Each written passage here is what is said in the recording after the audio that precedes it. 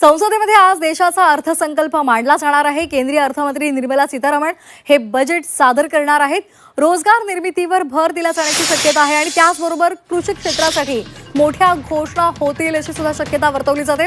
तसंच काय स्वस्त होणार, काय महाग होणार याकडे संपूर्ण देशातल्या नागरिकांचं लक्ष लागलेलं आहे। आर्थिक सुधारणांसंदर्भात ठोस पावलं उचलली जाण्याची सुद्धा शक्यता वर्तवली जाते। तर संसदेमध्ये आज देशाचा अर्थसंकल्प मांडला जाणार आहे।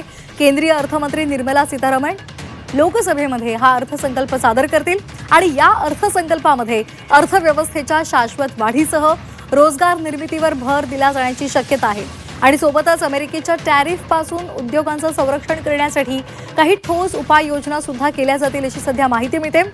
याबरोबरच या अर्थसंकल्पामध्ये कृषी आरोग्य क्षेत्रासाठी मोठ्या घोषणा होण्याची शक्यता आहे। अर्थमंत्री निर्मला सीतारामन यांचा हे बजेट जे सादर करायचं आहे ते 9वं वर्ष आहे आणि त्यांनी या आधीच्या बजेटमध्ये जीएसटी आणि आयकराचे दर कमी केलेले आहेत आणि त्याचा फायदा सर्वसामान्यांना सुद्धा मिळालेला आहे।